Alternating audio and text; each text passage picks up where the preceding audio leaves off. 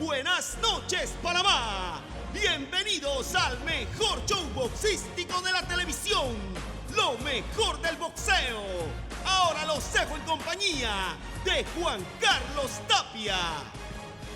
Salud amigos, como siempre la primera parte del programa son nuestros comentarios.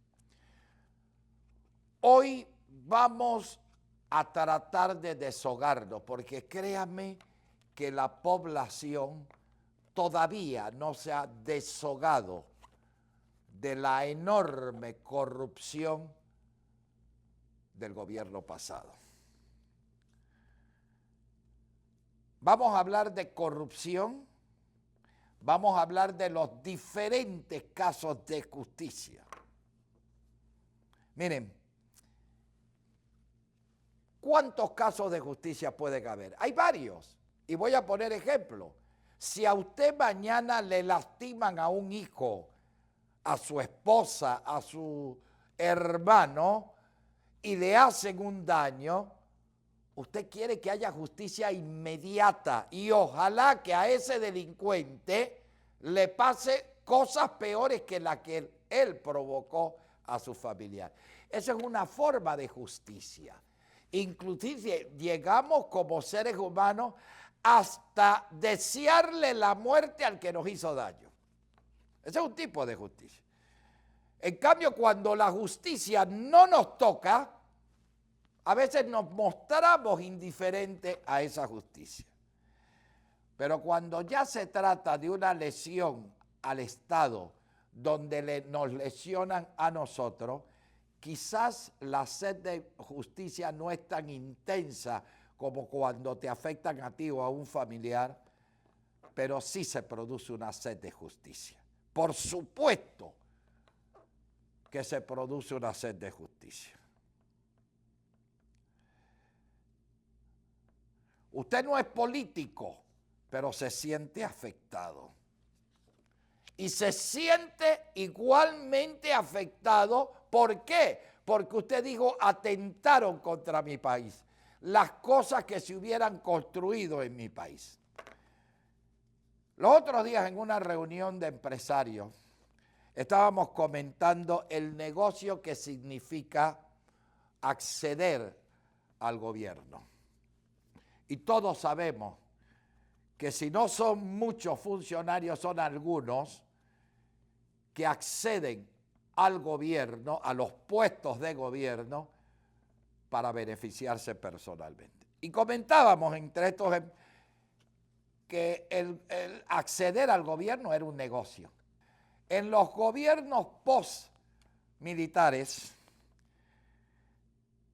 yo sacaría solamente a Endara, a él como presidente, porque sí se dieron casos de funcionarios de su gobierno que sí se beneficiaron personalmente. En todo el resto de los otros negocios, y vamos a ver si la memoria me es fiel, Pérez Valladares, por supuesto que varios funcionarios, algunos funcionarios se beneficiaron. Y el que se quiera sentir ofendido es un problema de conciencia personal. Pues estoy diciendo algunos, no estoy diciendo ni la mayoría ni todos, algunos. En el gobierno de Mireya igualmente, todos sabemos, y hubo sus escándalos en su momento, sus actos de corrupciones públicos, y se publicaron. Martín Torrijos, Martinelli y ahora Varela, que también se están dando casos de corrupción y que ellos mismos lo han detectado. Pero cuando usted valora y comienza a darse cuenta de la magnitud de la corrupción del gobierno anterior, es donde surge la indignación nacional. Yo les garantizo que hasta miembros del gobierno anterior no sabían la cantidad de dinero involucrado en estos actos de corrupción, ni la cantidad de funcionarios. El gobierno anterior rompió todos los récords históricos de corrupción. Eso no quiere decir que otros gobiernos no hayan sido también corruptos, pero este rompió todos los récords de corrupción. Entonces, por supuesto, aquí nace la indignación nacional. La sed de justicia especialmente por los políticos adversarios. La ceguera temporal de los miembros de ese partido que se ponen una venda en los ojos y no ven absolutamente nada, a pesar de que algunos ya están devolviendo parte de los dineros robados.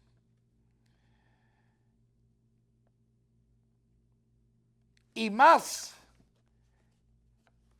se produce una justicia que raya en la selectividad, especialmente si el actual gobierno o el gobierno reemplazante son adversarios del gobierno anterior.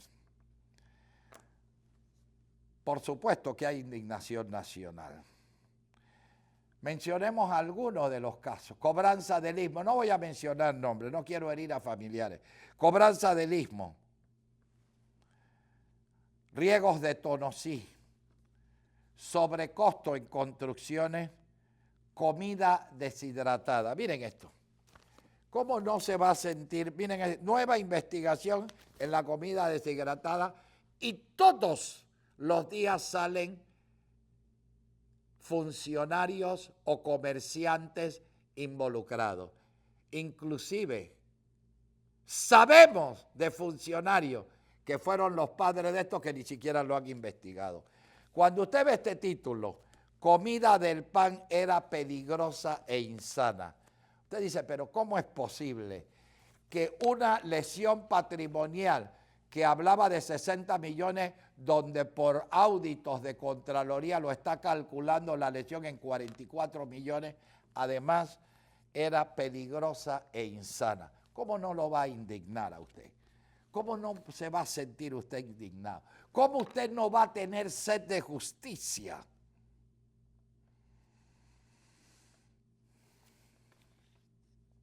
Se calcula.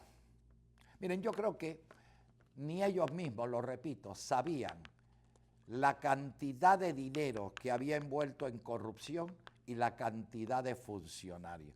Todos los días nos enteramos de alguien nuevo. ¿Cómo no se va a explicar el linchamiento mediático, legal, y el deseo de meterlos a la cárcel inmediatamente? Ahora, pregunto yo, ¿esto qué puede producir? Voy a un cambio y regreso y trato de ver si lo podemos entender. Enseguida continuamos con los comentarios políticos de Juan Carlos Tapia. Yo tengo que retomar este tema basado en un principio, y ese es mi principio. El que le roba al país tiene que ir a la cárcel. No importa condición social, afiliación política, amigos, no importa. El que le roba al país tiene que ir a la cárcel. Y si la justicia no es correcta para todos, ya no es justicia. Esa es la aspiración de un pueblo trabajador y correcto, no de los políticos, porque los políticos tienen dos formas de ver la justicia. Cuando le toca a ellos se ponen una venda en los ojos. No, mi partido, si los ladrones son ellos. Y cuando le toca al adversario lo quieren linchar. Okay. Sin embargo, los que realmente ejercen la justicia, que son los fiscales en primera instancia, deben cumplir con los procesos dentro de lo que marca la ley. Y se están dando casos donde se están saliendo del marco legal para entrar en afectaciones personales o en instrucciones de superiores. No pueden dejarse llevar por sentimientos populares o, repito, o por instrucciones de sus superiores o por indicaciones de los que hoy ejercen el poder. ¿Por qué? Miren lo que pasó ayer. Miren el caso de lo que pasó ayer y viene la gran desilusión, la gran frustración de un pueblo que exige justicia. Ayer el juez, en el caso de los pinchazos telefónicos, cambió la medida cautelar a los dos implicados de detención preventiva a casa por cárcel.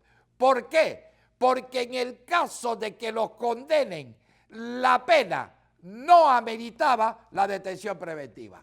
Entonces la pregunta es, ¿quién se equivocó ahí? ¿El fiscal o el juez? Va a depender del cristal político que usted la mire. Si usted es gobierno en este momento, no, el que se equivocó es el juez. Aunque al principio del juicio preliminar se decía que el juez era lo máximo. Pero si usted es oposición, o sea, el gobierno anterior, la que hizo mal es la juez. ¿Pero qué dice la ley? Eso lo vamos a explicar ahora más adelante. ¿Cómo debe aplicar estas medidas? Miren, las medidas cautelares, lo dice el Código Penal. País por cárcel es la más severa. Es la que se debe aplicar cuando las otras no tienen efecto. En severidad siguen casa por cárcel, casa por cárcel, y la última, la más leve, país por cárcel. Miren, hay gente que piensa que la justicia es indagar, buscar pruebas, tomar medidas cautelares, y esa medida cautelar tiene que ser la cárcel. Panamá es el líder, que no nos debemos enorgullecer, de América Latina, que propicia la detención preventiva más que cualquier otro país. 61% es el líder a nivel de América Latina. Es que la justicia no es la medida cautelar, es que hay mucha gente, mira, lo metieron en la cárcel. No, esa no es la justicia. La justicia es el fallo final después de un juicio, de absolución o de condena. Esa es la verdadera justicia. Pero muy pocos la entienden. ¿Por qué? Porque miramos la justicia políticamente. Miren, las personas que aplican la justicia en Panamá, en este caso los fiscales, tienen que estar muy claros que ellos deben aplicar lo que dice la ley. Y a veces los medios empujan a estas autoridades porque muchos medios te hacen un juicio mediático poniendo de antemano la presunción de culpabilidad, cuando la Constitución y las leyes exigen que siempre haya la presunción de inocencia. Pero si a ti te asolean en un medio de comunicación, prácticamente te han condenado. Ahora, muchos dirán, bueno, pero por esas investigaciones y por esos juicios mediáticos se han ido descubiertos. Claro, yo no lo niego, se han ido descubiertos. Pero ahí es donde está la ecuanimidad del fiscal para saber cuál es la medida cautelar a aplicar. ¿Cómo usted puede entender que en casos específicos el padre de la criatura del caso de corrupción específico está en su casa saboreando de los millones de dólares que ha acumulado y el bisnieto, que es el funcionario menos involucrado, está en la cárcel? Explíqueme eso. Y no un caso, varios casos. Y ustedes saben a qué me refiero. Por eso nace la sed de justicia. Porque por muchos años nunca se hizo nada. Y los panameños tenemos temor que al final digan, hombre, aquí no pasó nada, pasamos la página y nadie quedó en la cárcel. No. Aquí el que robó tiene que ir a la cárcel. pero hay que aplicar la ley como debe ser. ¿Hay justicia selectiva? En el próximo segmento lo analizamos. Quédese con nosotros, que al volver continuamos con más de los comentarios políticos de Juan Carlos Tapia. ¿Hay justicia selectiva? Por supuesto que lo hay en Panamá. Y me gustaría hablar con cualquier jurista. O si quieren, ponemos, es que todos los juristas coinciden de que en Panamá hay justicia selectiva. Todos, los serios, ojo, los apolíticos. Miren, como mencionaba en antes, varios casos donde el padre de la criatura en su casa, inclusive el país por cárcel, y el bisnieto, y lo he puesto así porque es el que menos en la cárcel. Explíqueme esto. Yo voy a leer y voy a utilizar acá un apoyo que siempre me ha dado Ernesto Cedeño Alvarado, el gran jurista y mi amigo personal. Él pone factores que influyen en la justicia selectiva. En lo político, el político no se entiende como personas investigadas por la comisión de supuestos delitos esté en preventiva y otros investigados no. Y yo agrego, y otros funcionarios que han salido en los medios de comunicación y que ni siquiera han sido llamados a declarar y que son los verdaderos padres de la criatura. Miren lo que dice el artículo 2140 del Código Judicial sobre cuándo se puede aplicar las medidas restrictivas o la medida restrictiva más seria.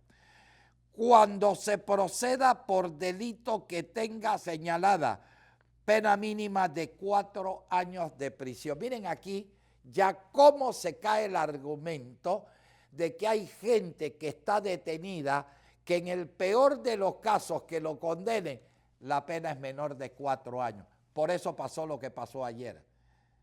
Eso, el código no autoriza a ningún fiscal a dar esa medida cautelar que es la más fuerte, que es la detención. Cuando se proceda, repito, por delito que tenga señalada pena mínima de 4 años de prisión y esté acreditado el delito y la vinculación del imputado a través de un medio probatorio que produzca certeza jurídica de este acto y exista además posibilidad de fuga, desatención al proceso, peligro de destrucción de pruebas o que pueda atentar contra la vida o salud de otra persona o contra sí mismo, se decretará su detención preventiva. Miren todos los elementos, porque como es la medida cautelar más seria, la enmarcan en una serie de observaciones para que no sea aplicada a voluntad del fiscal. Sin embargo, hay casos probados que hay gente en la cárcel que no califica para la medida y aquí no estoy defendiendo a nadie. Repito, la medida no tiene nada que ver en mejorar la justicia al final, nada que ver. Porque cuando usted entra a juicio, si tuvo o no tuvo medida, es borrón y cuenta nueva. Y pasa, repito, lo que pasó ayer. Que según el juez, el fiscal falló en poner una medida cautelar cuando ese delito no tenía una pena mayor de 4 años. Segundo, dice el abogado Ernesto Cedeño Alvarado, ¿por qué hay justicia selectiva? El moral no se entiende como por una misma investigación de un hecho, a unos indagados se le ha impuesto una medida cautelar más severa, mientras que a otros no. Tercero, en lo social, no se entiende cómo los hijos del pueblo que cometen infracciones no gozan de las mismas medidas cautelares y de domicilios preventivos transitorios a los acaudalados investigados. ¿Por qué se da esto, en mi opinión? Dice el jurista Cedeño. La politización de la justicia. A veces la justicia selectiva responde solo a casos concretos. Lo que yo le decía, si usted es amigo de este gobierno, lo más seguro es que a usted no lo toquen. Si usted tiene influencia, dinero, lo más seguro es que la medida sea mucho más leve que el que no la tiene. La falta de capacidad de los organismos encargados de administrar la justicia. La falta de unificación en los organismos rectores para la imposición de las medidas cautelares. La falta de rendición de cuentas de las autoridades hacia la ciudadanía. Las instituciones penales y penitenciarias no funcionan bien. La falta de respuesta efectiva por parte de las autoridades cuando se conoce por los medios de comunicación social que se ha resquebrajado el orden legal. Eso se está manejando así. Miren, las conclusiones a que quiero llevar. Cuando las medidas cautelares aplicadas injustificadas producen las grandes frustraciones. Y voy a explicar. Y voy a coger el caso de ayer. Miren, y voy a coger uno de los casos porque el que puede salir beneficiado con esta medida es uno de los dos implicados, porque el otro quizás no pueda salir porque tiene otra medida, o sea, la misma medida cautelar por otro supuesto delito. Cuando se exagera en la medida y usted lo mete en la cárcel, llega donde el juez, las expectativas de la sociedad están, este está en la cárcel y ahora viene el juez. El juicio de ayer era preliminar para ver si hay juicio o no hay razón para llamar a juicio. El juez lo va a dictaminar en los próximos días. Pero ¿por qué cambia el juez la medida? Ya lo explicamos. Porque a su criterio no era. Pero si esa persona hubiese estado al principio en casa por cárcel, retenido, llega al juicio, regresa a casa por cárcel, ¿a dónde está la frustración? Si al final la verdadera justicia se aplica en el fallo final del juicio. Entonces, estas medidas cautelares exageradas o inapropiadas o muy suaves, porque hay algunos casos donde merecen estar en la cárcel y tienen el país por cárcel, o tienen la casa por cárcel, son las que crean las grandes frustraciones. Apliquemos la justicia con energía, sin salirnos de lo que marca la ley y evitar influencias personales o acciones sugeridas o dictadas por autoridades superiores o por autoridades influyentes. Voy contigo, Antonio.